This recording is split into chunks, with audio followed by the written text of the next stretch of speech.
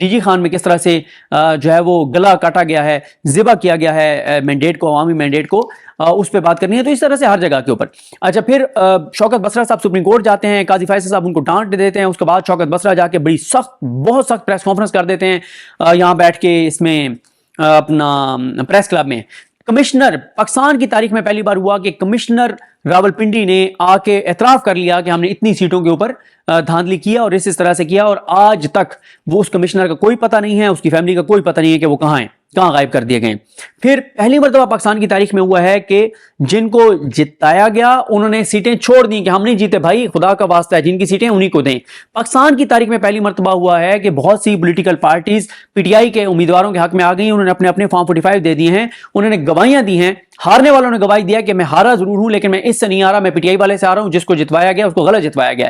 پہلی مرتبہ ہوا ہے کہ پریزائڈنگ آفیسر جو ہیں وہ مطلب گواہی دینے کے لیے تیار ہوئے بیٹھے کہ جب کوئی کمیشن بنے گا اور ہمیں سیکیورٹی کی یقین دہانی کرائی جائے گی تو ہم جا کے بیان دینے کو تیار ہیں، بتانے کے لیے تیار ہیں کہ جناب یہ صورتحال ہے. نبیل انور ڈھکو صاحب نے چکوال سے بڑی تحریر لکھی تھی جس کا میں نے آپ کو ذکر کیا تھا ایک بار، جس میں انہوں نے بتایا تھا کہ جناب جو پریزائڈنگ آفیسرز ہیں وہ تو ابھی گاڑی میں تھے تو انہوں نے ریڈیو پہ سنا کہ فلانے فلانے جیت گئے، انہوں نے کہا رزلٹ تو ہمارے پاس ہیں. پھر یہ بھی پہلی بار ہوا کہ لکشمی چوک کے بیلٹ پیپر وہاں پہ پرنٹنگ پریس کے اوپر بیلٹ پیپر جو ہیں وہ چھپتے ہوئے پکڑے گئے. تو یہ ساری چیزیں پاکستان کی تاریخ میں پہلی مرتبہ ہوا ہے. کبھی نہیں ہوا کہ اس طرح سے اس بے دردی کے ساتھ فارم 45 کے رزلٹ اناؤنس کرنے کے بجائے فارم 47 جو ہیں وہ چینج کر دیے جائیں، پھر 2 سیٹیں دوبارہ گنتی کروا کے ہرا دی جائیں. یہ ساری چیزیں ہوئیں. تو اب آپ دوبارہ منظرنامہ دیکھیے. انٹرنیشنلی آپ کو صورتحال میں نے بتا دی، گراؤنڈ کے اوپر آپ کو صورتحال بتا دی، گواہیاں آپ کے پاس آ گئیں. اس دن 8 فروری کو تمام ٹی وی چینلز پہ رات 10 بجے تک تحریک انصاف دوتا اکثریت لے چکی تھی، پورے پاکستان سے تحریک انصاف تقریباً کلین سویپ کر چکی تھی. یہ ہو گیا.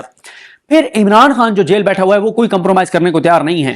اب عمران خان جب جیل بیٹھ کر کوئی کمپرومائز کرنے کو تیار نہیں ہے تو اس نے ایک بڑا کارڈ کھیلا اور اس نے آئی ایم ایف کو خط لکھوا دیا.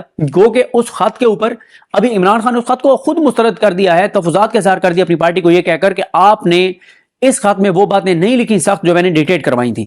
اچھا اس کے علاوہ وہ بیٹھا ہوا ہے. پہلی مرتبہ پاکستان کی تاریخ میں ہوا ہے کہ بشرا بی بی صاحبہ جو خاتون ہیں ان کو سزا ہوئی ہے تو وہ خود جیل پہنچ گئی اور وہ اب ان کو بنی گالے شفٹ کیا گیا اور وہ عدالت چلی گئی ہیں کہ مجھے شفٹ کیا جائے جیل کے اندر. یہ بھی پہلی بار ہوا ہے. اچھا یہ ساری چیزیں پہلی بار ہوئی ہیں. یعنی الیکشن ڈے پہ جو کچھ ہوا ہے یہ پاکستان کی تاریخ میں کوئی تصور نہیں کر سکتا تھا. یہ بھی پاکستان میں یہ کچھ ہو سکتا ہے. سارے اندازے سارے تجزیے جو ہے وہ غلط ثابت ہو گئے. پنجاب اسمبلی کا جو اجلاس ہوا وہ بندوقوں کے سائے میں ہوا، بندوق کی نوک کے اوپر ہوا اور لوگوں کو ڈرایا گیا. مریم نواز صاحبہ کو بندوقوں کی نوک پہ بندوقوں کے سائے تلے وزیر اعلیٰ پنجاب بنوایا گیا اور لوگوں کو بہت تھریٹ تھا. کئی ایم پی ایز جو ہے وہ نہیں جا سکے. پہلی مرتبہ ہوا کہ جو وزیر اعلیٰ کا نامزد امیدوار پی ٹی آئی کا تھا وہ داخلی نہیں ہو سکا. میاں اسلم اقبال جو دوسرے نامزد کردہ تھے ان کو اس دن اسمبلی میں داخل نہیں ہونے دیا گیا. یہ بھی پاکستان کی تاریخ میں پہلی مرتبہ ہوا ہے. بہت کچھ پاکستان کی تاریخ میں جو ہے وہ پہلی بار ہوا ہے پچھلے 1.5-2 سال میں اور خاص طور پہ ابھی اس الیکشن کے فیز میں. اب یہ بھی ایک گراؤنڈ ریالٹی ہوگی. اچھا اب اس ساری صورتحال میں جو موڈیز کی جو رپورٹ آئی ہے، فچ کی جو رپورٹ آئی ہے، ان کی آپ رپورٹس دیکھ لیں. وہ کہہ رہے ہیں کہ انسرٹینٹی میں اضافہ ہوگا، پی ٹی آئی کو مزید دیوار سے لگایا گیا تو کام اور زیادہ خراب ہوگا. یہ ساری چیزیں ہو جائیں گی. پاکستان کی تاریخ میں پہلی بار ہو رہا ہے کہ مخصوص نشستیں اس پارٹی کو نہیں دی گئیں جس کو بنتی ہیں. نامکمل پارلیمنٹ کے ساتھ پنجاب اسمبلی کا انتخاب ہو گیا، یعنی وزیر اعلیٰ کا، اسپیکر کا، ڈپٹی اسپیکر کا، قومی اسمبلی میں اسپیکر ڈپٹی اسپیکر کا ہو گیا. آج جو ہے وہ پرائم منسٹر کا ہونے جا رہا ہے انتخاب یہ نامکمل اسمبلی کے ساتھ. اور الیکشن کمیشن 8 فروری سے لے کے آج 3 مارچ تک فیصلہ نہیں کر سکا مخصوص نشستوں کا. تو یہ بھی چیز ہے. اور یہ بھی پاکستان کی تاریخ میں ویسے پہلی بار ہوا تھا کہ کسی اتنی بڑی جماعت سے اس کا نشان انٹرا پارٹی الیکشن نہ کرانے کی وجہ سے لے لیا جائے. یہ بھی پاکستان کی تاریخ میں پہلی مرتبہ ہوا ہے. اچھا اب انٹرنیشنل پریشر، گراؤنڈ ریالٹیز، پھر آ جائیں اسمبلیوں کے اجلاس غیر آئینی غیر قانونی، اور اب آ جائیں اسمبلیوں کے اندر جو صورتحال ہے.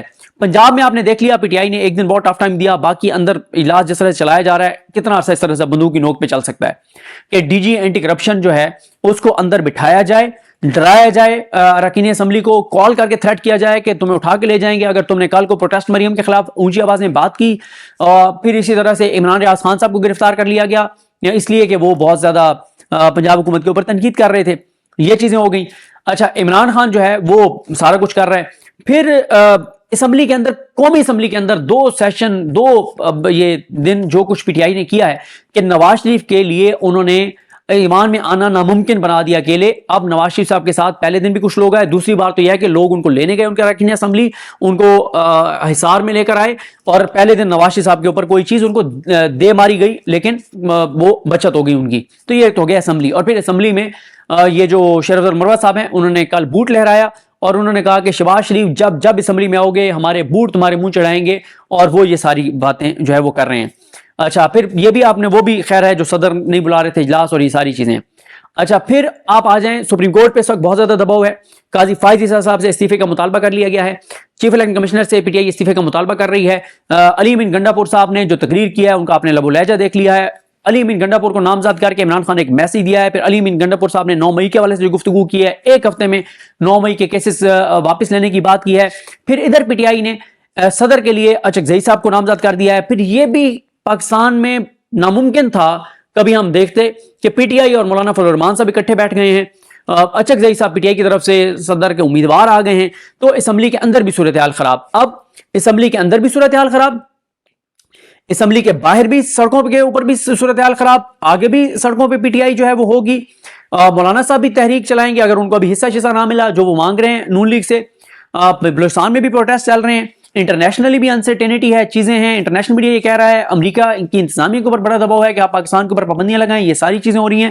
یہ سب 8 فروری کے گرد جو ہے وہ گھوم رہی ہیں. اور یہ بھی پاکستان کی تاریخ میں پہلی بار ہوا ہے کہ الیکشن کمیشن جس نے 14 دن میں فارم 45 اپلوڈ کرنے تھے اپنی ویب سائٹ کے اوپر, آج تک انہوں نے نہیں کیے. یہ بھی پاکستان کی تاریخ میں پہلی مرتبہ ہوا ہے کہ جیتنے والے کسی ایک بھی امیدوار کے پاس, حکومتی امیدوار کے پاس, چاہے وہ پیپلز پارٹی کا ہو, ایم کیو ایم کا ہو, نون لیگ کا ہو, ان کے پاس فارم 45 نہیں ہے یا وہ دکھانے کو تیار نہیں ہے.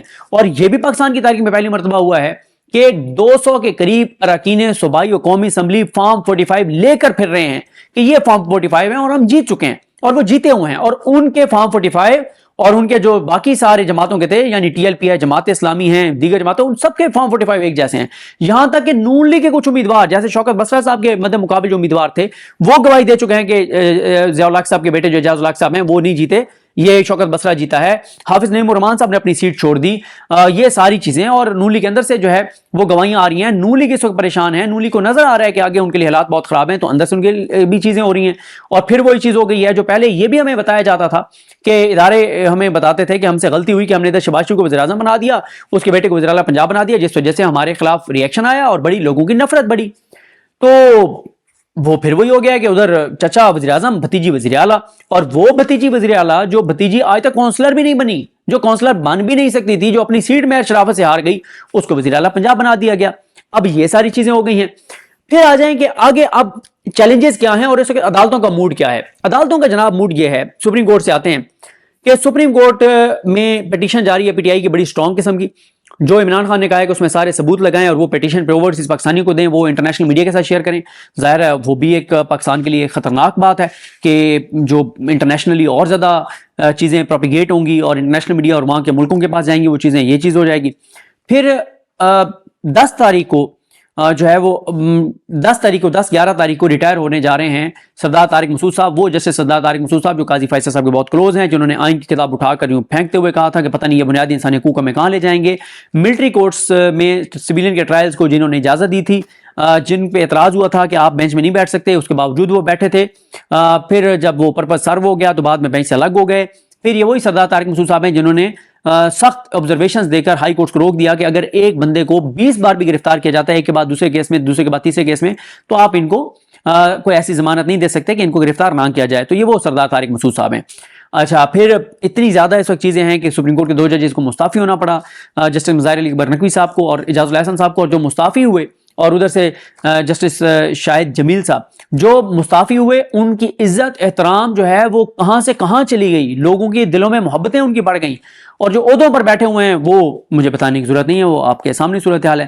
اب یہ تو ہو گئی یہ ساری وہ چیزیں, یہ سارے معاملات, اور میں ذرا دیکھ لوں کہ کوئی اور چیز رہ نہ گئی ہو. پھر میں آپ کو بتاتا ہوں کہ اب ان کے لیے چیلنجز کیا ہیں, مشکلات کیا ہیں. پھر یہ بھی ہم دیکھ رہے ہیں کہ پہلی بار ہو رہا ہے کہ یہاں پہ ٹویٹر جو ہے وہ بند, انٹرنیٹ اور یہ ساری چیزیں اور سارے معاملات. اب یہ تو ہو گئی یہ ساری چیزیں. اب آ جائیں کہ اب ان کے لیے مشکلات کیا ہیں, جس وجہ سے یہ نظر آ رہا ہے کہ عمران خان نے جو بیانیہ بنایا، جو اس نے لوگوں کو اپنے ساتھ ملایا، اس نے نون لیگ کی سیاسی قبر تو